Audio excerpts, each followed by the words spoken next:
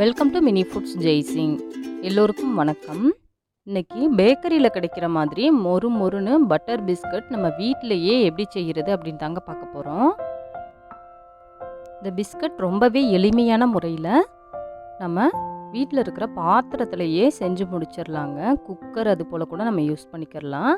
Microwave எதுவுமே நம்ம use பண்ண போகிறது கிடையாது. நம்ம கடையில் வாங்குகிற பிஸ்கட்டை விட இது டேஸ்ட் வந்துட்டு ரொம்பவே நல்லா இருக்குங்க. நல்லா ஒரு கிறிஸ்பாக இருக்கும் பாருங்கள். நல்லா எல்லா பக்கமும் ஈவனாக வெந்து வந்திருக்குது. வீடியோக்குள்ளே போகிறதுக்கு முன்னாடி இது வரைக்கும் நம்ம Mini Foods Jaisingh channel subscribe பண்ணாதவங்க சப்ஸ்கிரைப் பண்ணி வச்சுக்கோங்க. அப்படியே பக்கத்தில் இருக்கிற பெல் ஐக்கானையும் ப்ரெஸ் பண்ணி வச்சுக்கோங்க.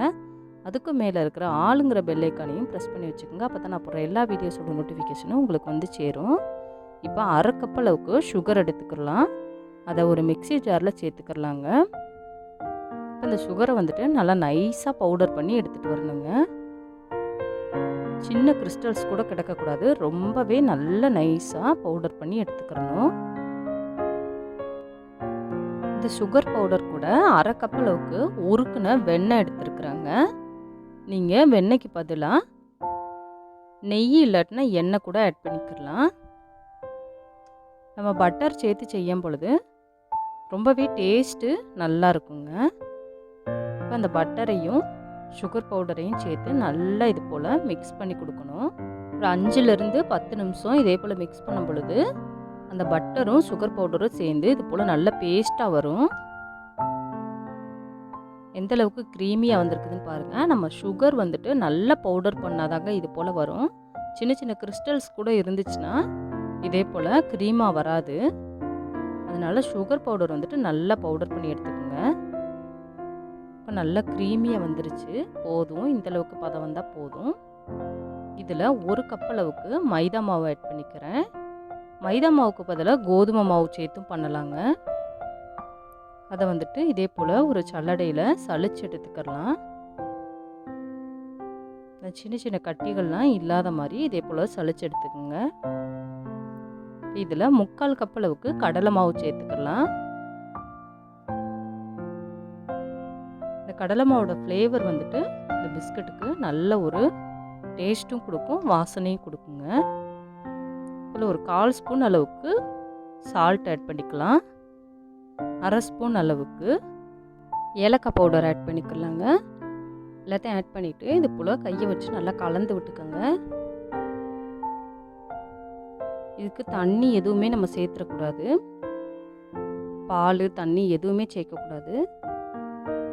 இந்த பட்டரும் சுகரும் சேர்த்து கலந்து அந்த பேஸ்ட்டாக வச்சுருக்குறோம் இல்லையா, அதுலேயே வந்துட்டு நல்லா வந்துட்டு இந்த மாவை பிசைஞ்சு எடுத்துக்கிறணும். ஸ்டார்டிங்கில் இப்படி போல் பிசையும் பொழுது கொஞ்சம் வந்துட்டு இந்த உதிரியாக தான் இருக்கும் மாவு. நம்ம திரும்ப திரும்ப சேர்த்து அழுத்தி பிசையும் பொழுது எல்லாமே சேர்ந்து கொஞ்சம் சப்பாத்தி மாவு பதத்துக்கு விட கொஞ்சம் முந்தின பதம் மாதிரி நல்லா வந்துருங்க. பாருங்கள், மாவு இப்போ கொஞ்சம் கொஞ்சமாக ஒன்று சேர ஆரம்பிக்குது. உதிரியாக இருந்தது. இப்போ நல்லா பிசைஞ்சு அந்த சரியான பதம் வந்துருச்சுங்க. இந்த அளவுக்கு பதம் வர மாதிரி பிசைஞ்சுக்கோங்க. அதில் ஒரு சின்ன சைஸ் பால் மாதிரி எடுத்துட்டு அதை வந்துட்டு வெடிப்பில்லாத மாதிரி உருட்டிக்கலாம். உருட்டிட்டு லைட்டாக அழுத்திட்டு விரல் வச்சு லைட்டாக அழுத்தி விடுங்க. கூடால நட்ஸு நம்ம எது வேணாலும் வச்சுக்கலாங்க. இது ஆப்ஷனல் தான். நம்ம தேவைன்னா வச்சுக்கலாம், இல்லாட்டினா ஒன்றும் வைக்க தேவையில்லை. அப்படியே பிளெயின் பிஸ்கட்டாகவே விட்டுறலாம்.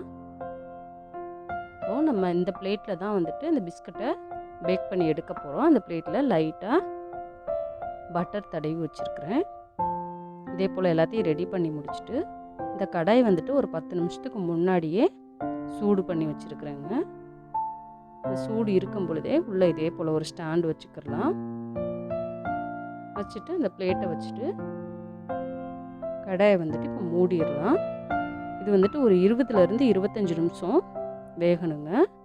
இதுக்கு பதிலாக நம்ம குக்கரில் வந்து உப்பு ஆட் பண்ணி அதுலேயும் கூட வச்சுக்கலாங்க. இப்போ அந்த மூடியில் இருக்கிற அந்த ஓட்டையை வந்துட்டு இது போல் ஒரு நியூஸ் பேப்பர் வச்சு மூடிடலாம். இப்போ சரியாக 20 நிமிஷம் மீடியம் ஃப்ளேமில் வச்சு வெந்திருக்குது. நல்லா வெந்துருச்சான்னு பார்ப்போம். மேலே இந்த மாதிரி ஒயிட் கலரில் தாங்க இருக்கும். கீழே பாருங்கள் நல்லா ப்ரௌன் கலராகி வந்துருச்சு. போதும், இந்த அளவுக்கு வெந்தால் போதும். அவ்வளோதான், ரெடி ஆகிடுச்சுங்க. ரொம்ப ரொம்ப ஈஸியான முறையில் நம்ம வீட்டிலையே பிஸ்கட் ரெடி பண்ணிடாச்சு.